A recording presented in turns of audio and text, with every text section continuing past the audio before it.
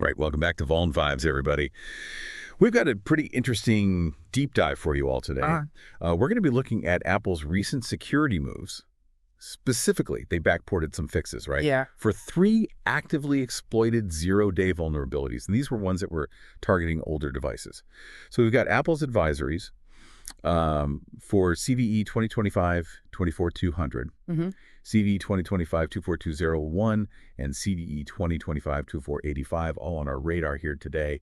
And, for all of you security professionals out there listening, we're going to go ahead and get straight into the key trends that this reveals.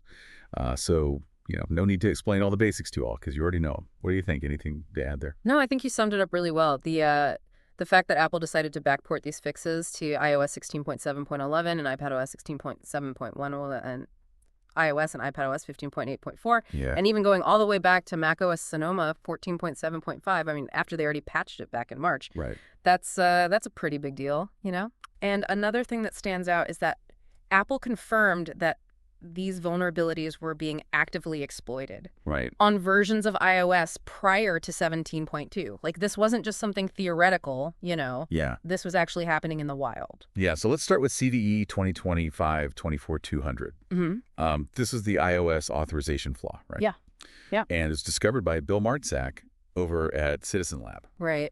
Now, in their advisory, Apple mentioned that these attacks were highly sophisticated. And they were aimed at, very specific, targeted individuals.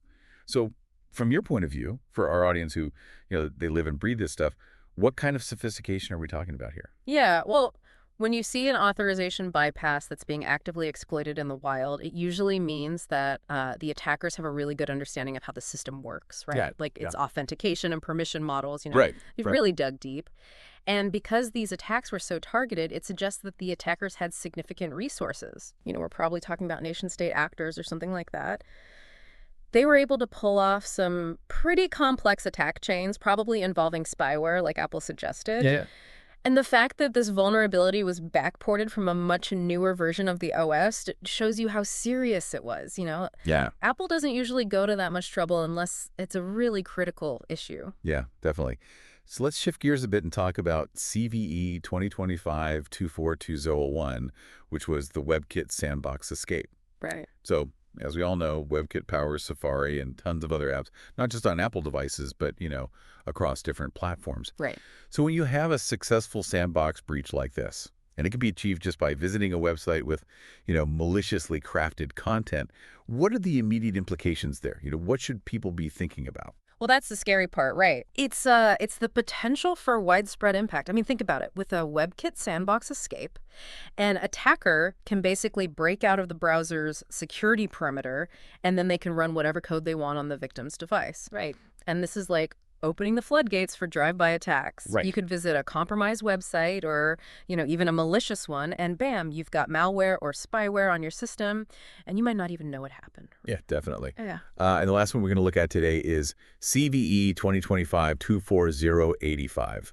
So this one was a privilege escalation vulnerability in core media. Now, anytime you're talking about privilege escalation in a component like core media, which is, a foundational part of the system, right, it immediately raises a lot of red flags for security people, right? Yeah. So walk us through this a bit. What kind of access could an attacker potentially gain through this vulnerability? Well, basically, it means that if an attacker already has some limited access to your system, right, even just a little bit, they can use this vulnerability to gain much higher privileges. I mean, we could be talking root-level access or something similar. Oh, wow. Which means they basically have full control over the device. They can bypass any application boundaries, access sensitive data, really anything they want. And the fact that it's tied to core media, well, that suggests that the attackers might be specifically targeting vulnerabilities related to how the device handles video and audio content.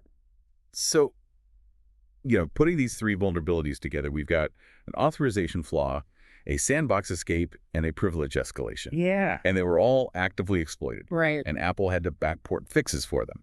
So what are the overarching trends in the threat landscape that you think we should be focusing on? You're looking at all 3 of these together. What does it tell you?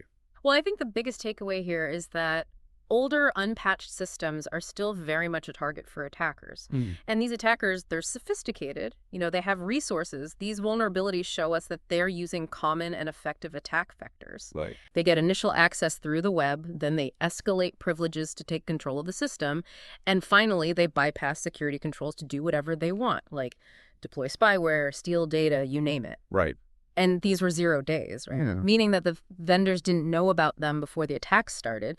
So that means these attackers are investing a lot of time and money into finding and exploiting vulnerabilities. Yeah, I mean, Apple's decision to backport these fixes really sends a message, right? Yeah. It tells us that just keeping your OS up to date isn't always enough. Exactly. You have to think about all the devices and systems that are still in use, even if they're not running the latest and greatest software.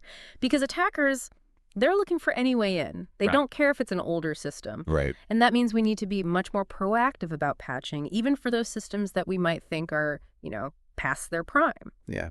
So any final thoughts for all of our security professionals out there listening?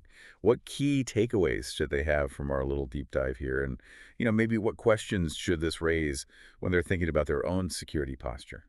I think we all need to take a step back and really examine our assumptions about the threat landscape. Mm-hmm. Are we doing enough to patch those older systems that are still out there? Oh. The ones that are maybe running legacy software? Yeah. And are our detection mechanisms good enough to spot these kinds of attacks? The authorization bypasses, the sandbox escapes, the privilege escalations. Right. We need to be on top of our game. We need Yeah. to have up-to-date threat intelligence and a comprehensive approach to security. Yeah. It can't just be about the latest software releases. That's a really good point. I mean, the fact that these 0 days were being used against older systems, that says a lot about how these attackers think and where they're focusing their efforts. So yeah, this is definitely something to keep in mind as we move forward. Really appreciate you breaking all of this down for us. I know our listeners will find this information incredibly valuable. Happy to help. It's important to stay vigilant and informed. The threat landscape is constantly evolving. Absolutely. So until next time, everybody, stay safe out there. Stay safe.